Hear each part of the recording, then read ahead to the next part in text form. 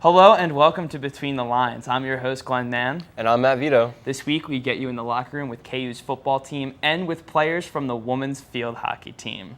For halftime, Tyler spent time with wide receiver Connor Sullivan from the football team and learned some moves. BTL's Player of the Week, Michaela Beatty, joined us for a close-up look into her experience playing field hockey. Stay tuned, BTL is coming up next.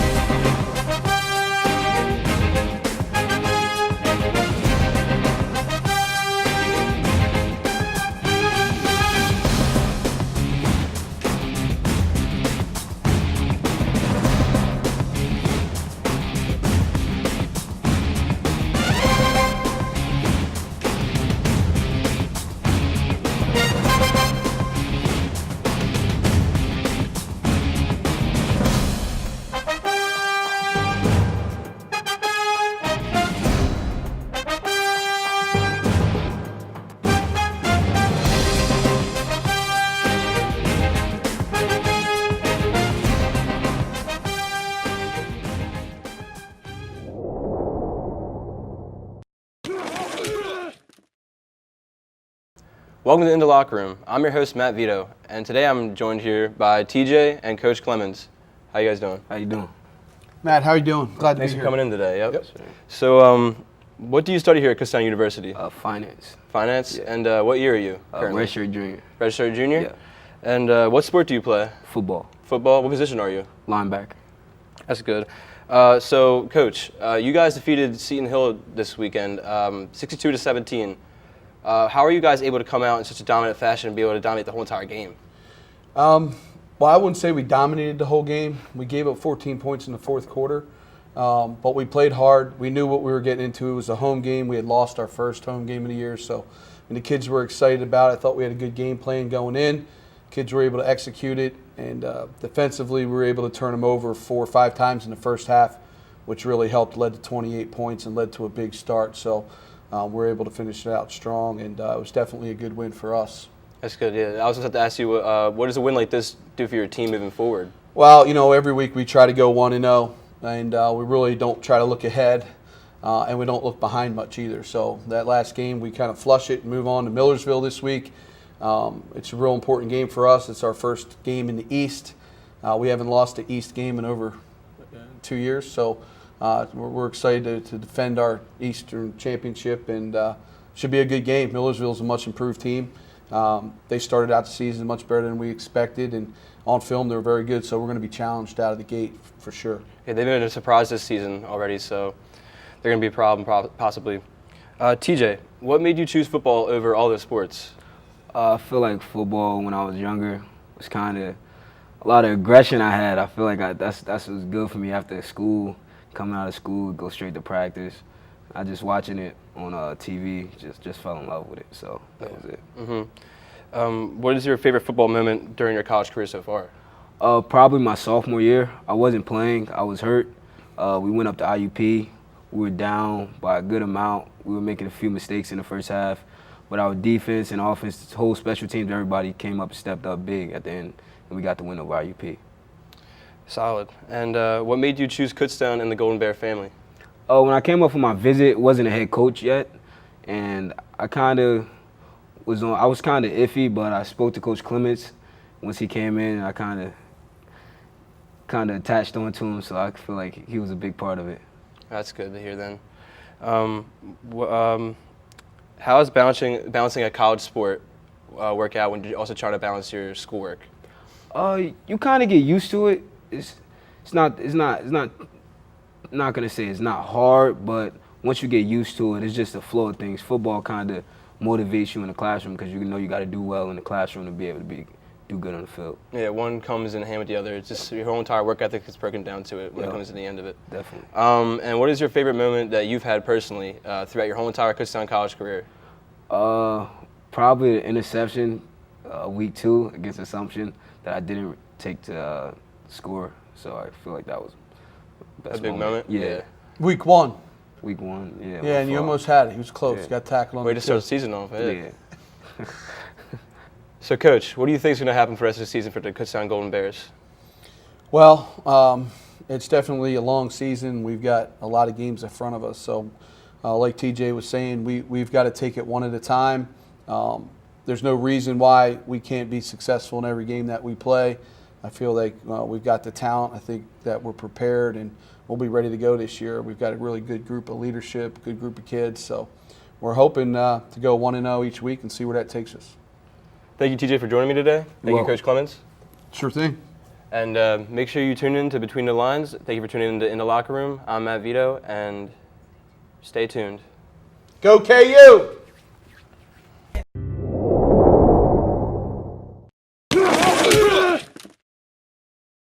Welcome to Between the Lines, and this is halftime. I'm your host, Tyler Mann. Today we're here with Connor Sullivan, Kutztown University's wide receiver for the KU football team. And today we're going to be talking to him a little bit about the sport and what he does on the team.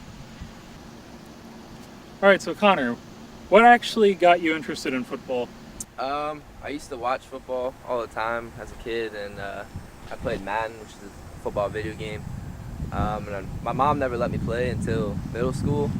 She didn't want me getting hurt, so I eventually got into it in middle school, and then here I am today playing college football.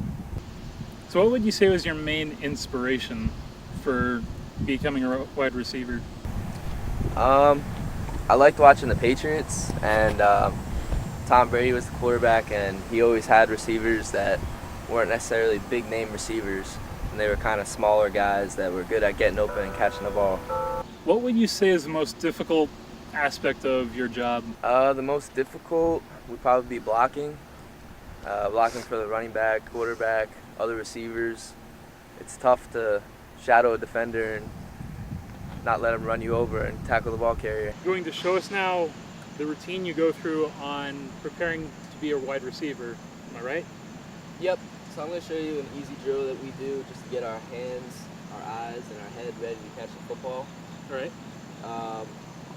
Basically what we're going to be doing is I'm going to be turning around facing away from the quarterback. I'm going to try and get my head, eyes, and hands around to prepare for the ball so I can catch it. All right. Let's do it. Turn. Turn. Turn. Turn. Oh. Turn. Turn. Oh. Hey, clearly I need more practice when it comes to being a wide receiver, but hopefully someday I can make the team. That's it for today's halftime segment. I am your host, Tyler Mann, and I will see you at the half.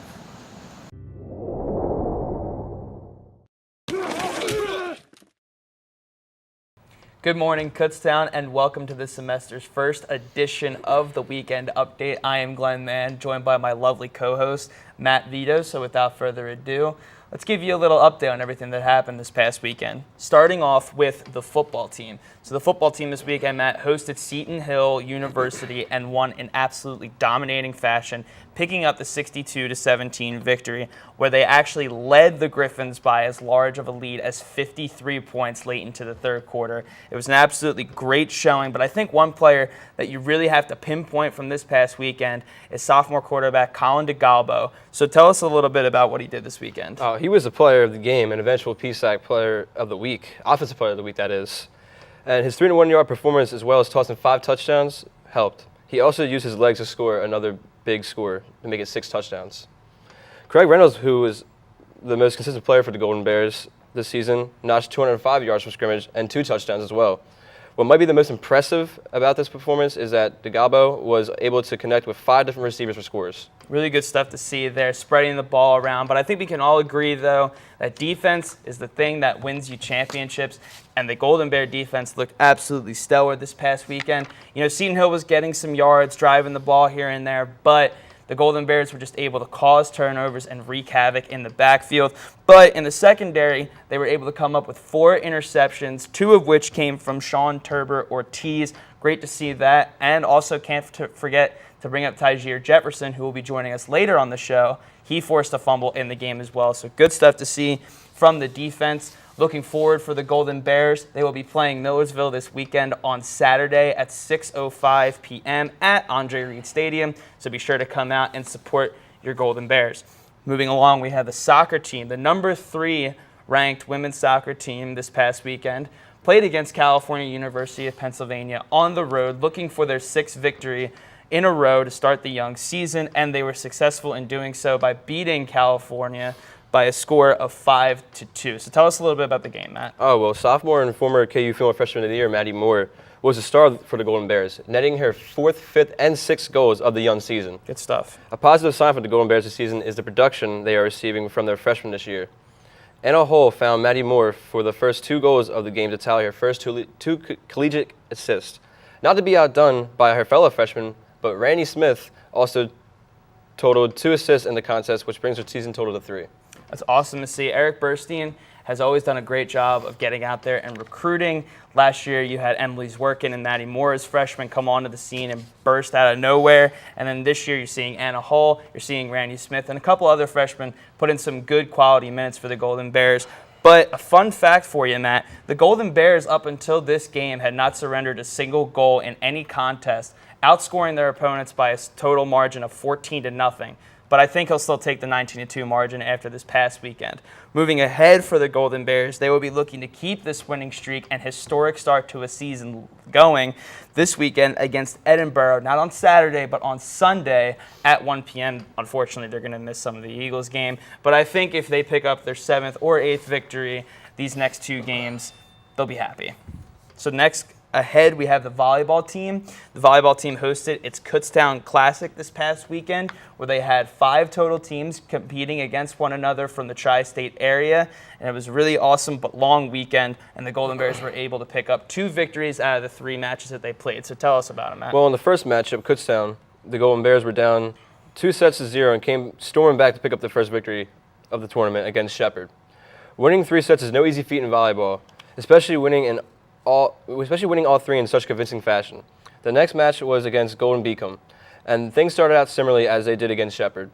The Golden Bears dropped their first set, but flipped the switch quickly to dominate the second set by a score of 25-10.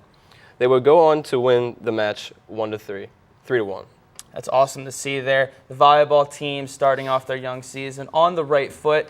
They're another team that has a lot of young players starting for them this year, but I believe that Coach Gump is very happy to see, especially Allie Henderson. She had 19 kills in one match. It was very awesome to see, and nice to see them grow together as they all start to enter their sophomore and junior seasons. And then finally, we have our cross-country teams, the men's and women's team, both hosted at Kutztown the Division II and III Challenge, and they both had very promising outings. Yeah, the women finished in 5th place in a field of 18 teams and were led by junior Risadola, who finished 16th among 194 runners. She is off to a great start to the season, and she won KU's opening invitational 2 weeks prior. For the men, they also finished in 5th place, but in a field of 19 teams. Pacing the Golden Bears was freshman Derek Barney, who finished 20th overall in a field of 200 runners. This is the 2nd consecutive week where Barney was the lead runner for Kutztown. That's awesome to see. Both teams have this weekend off and will both travel to Bethlehem, Pennsylvania next weekend to participate in the Paul Short Invitational. That's all the segments that we have for you guys today. Thank you very much for tuning in, and stay tuned for more Between the Lines.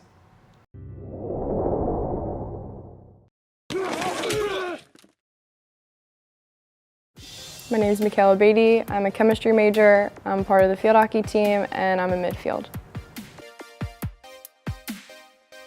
For about 13 years now. I started playing when I was in middle school, and it was just kind of like a Catholic League thing. Probably being a part of a team and having people that you could always rely on. My biggest inspiration is probably my 2 younger sisters. They just pushed me to be a better athlete, a better person.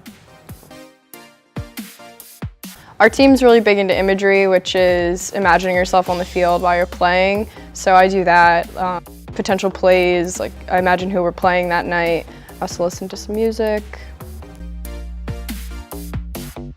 One of our first games this year, I had 2 goals within like 5 minutes, so I think that was probably my best play.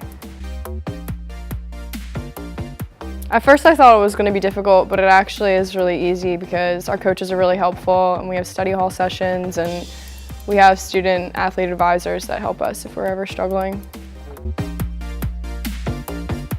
We practice 5 days a week and then we lift 2 days a week and then we usually play a game either once or twice a week.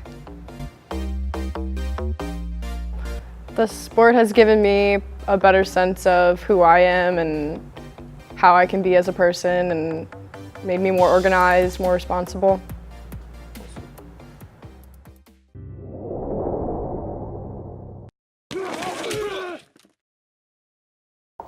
Hello, welcome to In the Locker Room. I'm your host, Matt Vito, and I'm joined here with Michaela and Morgan from the field hockey team. How you guys doing? Good, nice to meet you. I'm going to start you off with a few questions. What do you attribute to your early success this season? We had a really good positive atmosphere and a team-first mentality. And Morgan, do you agree? Yeah, I absolutely agree. All right. Well, your corners seem to be a staple for you on Kutztown this year. Has this been something you've been doing since high school? No, actually, I was just kind of thrown into it sophomore year, so I'm glad that it's gotten to where it is. Michaela, you started the season off with 2 goals against St. Thomas Aquinas. Do you see yourself in a larger role offensively this season? I do see myself as a large role offensively. I feel like in the past years I've been more defensive, and as a right mid, I think I should give more of an offensive push. Have to look at the production you're getting from the younger girls this season. What's the most important piece of advice you can give the younger girls moving forward? To just keep going, give no letdown. And I think staying humble and remembering that you're on a team and to work as a team. All right. You have a big matchup this weekend against number 3 Westchester. What are the most important keys to that victory if you were to get one? Well, Westchester's very competitive and very aggressive, so I think something that's important for us to do is stay calm and collected and just play our game and play like we know how. What made you choose field hockey? What made you choose field hockey over all the other sports out there? Being a part of a field hockey team is a lot different than being a part of, say, a softball team or a basketball team. It's a much different atmosphere, and the girls are a lot different. It's hard to explain. It's very welcoming. It's a very team-oriented sport, and the fact that we all chose it to play together is like... Yeah, you give a lot to the sport, and Yeah. and the sport gives a lot back to you. Correct. And if you had to choose any other sport here at Kutztown, what would you guys play? I'd probably play lacrosse. Always wanted to be a part of a lacrosse team. I'd probably play basketball because I think it's cool being like a winter sport and I don't know, inside. All right. Well, thank you for tuning in to In the Locker Room. Between the Lines is next. Thank you for joining us. Thanks. Thank you. Thanks for joining us today. Be sure to like us on Facebook, follow on Twitter at KUTV Sports, and for all updates on KU Athletics, be sure to head over to KUBears.com. This weekend, the football team heads into action against Millersville, with kickoff being at 6:05 here at Andre Reed Stadium. If you're not able to make it, catch the action here on campus. You can tune into KUTV's live coverage on the stream or on Service Electric at Channel 524. Be sure to tune in next week when we will be chatting with the women's soccer and volleyball teams. And remember, outside the lines, you only get the scorers. But here at Between the Lines, we get you in the locker room.